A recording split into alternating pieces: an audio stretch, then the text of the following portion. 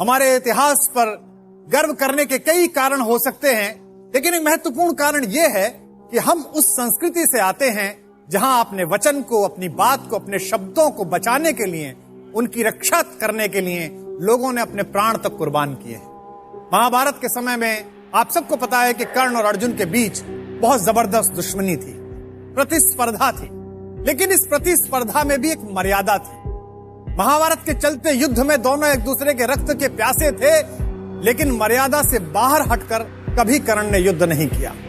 अपने प्रिय मित्र दुर्योधन को एक वचन दिया कि अर्जुन को मैं मार दूंगा, इस बात की प्रतिज्ञा की। कथा में सूत्र आता है कि कर्ण अपने समय का सबसे बड़ा दानी था। सुबह सूर्य पूजन के समय स्नान करते समय नदी से बाहर आने पर उसके सामने अगर कोई भी कुछ मांगने के लिए आ जाए तो कभी उसके खजाने से कोई हाथ खाली नहीं जाता। कुंती के मन में आइडिया आया, उन्होंने सोचा कि क्यों ना अपने बेटे कर्ण के पास जाएं और अपने सभी बेटों की रक्षा का वचन मांग लें। इससे 6 के 6 बेटे बच जाएंगे और मेरी कोख धन्य रहेगी। जिस दिन कर्ण और अर्जुन का निर्णायक युद्ध होने वाला था, उससे ठीक एक रात पहले एक सफेद कपड़ों में ढकी हुई एक महिला कर्ण के द्वार पर पहुंची। अतिथि से भी कर्ण स्वयं बाहर लेने के लिए गए। देखा तो पांडवों की मां, हस्तिनापुर की महारानी कुंती। उन्होंने कहा कि रात्रि के इस समय मुझ जैसे एक सामान्य सैनिक के द्वार पर हस्तिनापुर की महारानी का आगमन। महारानी अंदर आई और भीगे नेत्रों से वो रहस्य जाहिर किया जो रहस्य कर्ण को पहले ही कृष्ण बता चुके थे। उन्होंने कहा कि बेटे, मैं तुमसे क्षमा मांगती हूं और मैं तुम्हें यह बताती हूं कि तुम मेरे सबसे बड़े बेटे हो और अर्जुन और बाकी चारों पांडव तुम्हारे छोटे भाई हैं। कर्ण ने कहा कि माँ, बड़ी देर से आई हैं, फिर भी आप आई हैं तो बताइए कि मैं क्या कर सकता हूँ। कुंती ने कहा कि बस मैं ये चाहती हूँ बेटा कि मेरे 5 पांडव पुत्र हैं और एक तू मेरा सबसे बड़ा पुत्र है। अगर तू युद्ध ना करे तो मेरे वो 5 बेटे भी बच जाएंगे और तू भी बच जाएगा। कर्ण ने कहा कि माँ, तब से तो आज तक गंगा में बहुत पानी बह चुका जब आपने मुझे गंगा में प्रवाहित किया। बात बहुत आगे निकल गई। दुर्योधन मेरा मित्र है, मैं आज जो कुछ खड़ा हूँ केवल उसकी कृपा के कारण खड़ा हूँ और मैंने उसे विजय दिलाने का वचन दिया। कुंती ने कहा, बेटा, पर मैंने तो सुना था कि तुम पृथ्वी के सबसे बड़े दानी हो।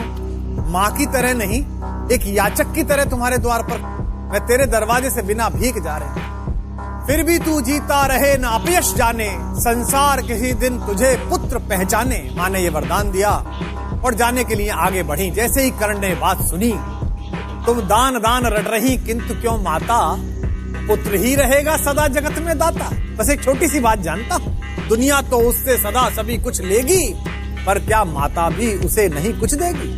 दुनिया मुझसे लेती, आप तो कुछ दो।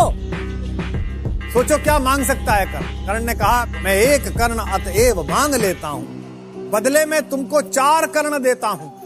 छोड़ूंगा मैं तो कभी नहीं अर्जुन को, तोड़ूंगा कैसे स्वयं पुरातन प्रण को, पर अन्य पांडवों पर मैं कृपा करूंगा, पाकर भी उनका जीवन नहीं हरूं। कहा कि एक वचन दे रहा हूं, अर्जुन को नहीं छोड़ूंगा, बाकी 4 को मारूंगा।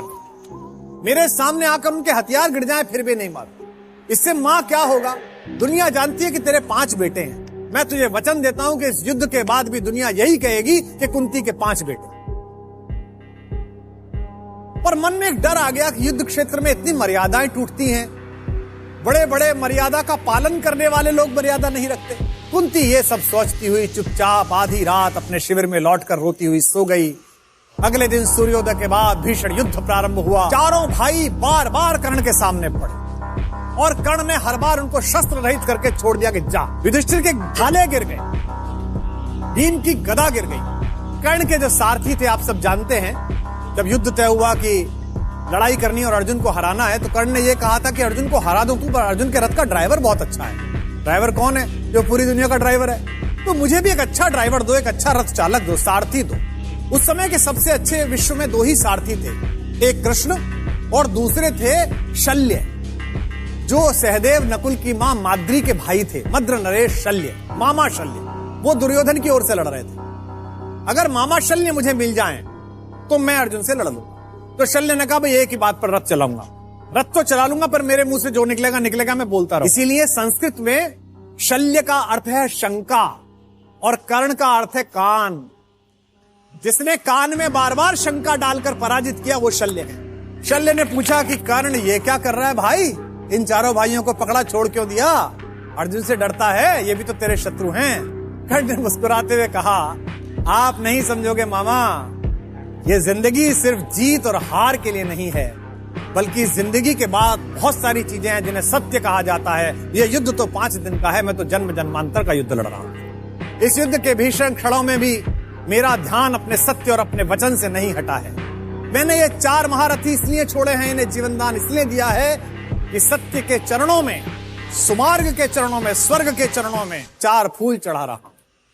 ये 4 फूल हैं मोल किन्हीं कातर नैनों के पानी के, ये 4 फूल हैं दान किसी प्रच्छन्न महाबलदानी के, ये 4 फूल मेरा अदृष्ट था हुआ कभी जिनका कामी, ये 4 फूल पाकर प्रसन्न हंसते होंगे अंतर्यामी। और इस तरह दुनिया के सबसे कीर्तिमान योद्धा और सबसे बड़े दानी ने अपनी मां को जो वचन दिया था दान का, उसे युद्ध भूमि में निभाया।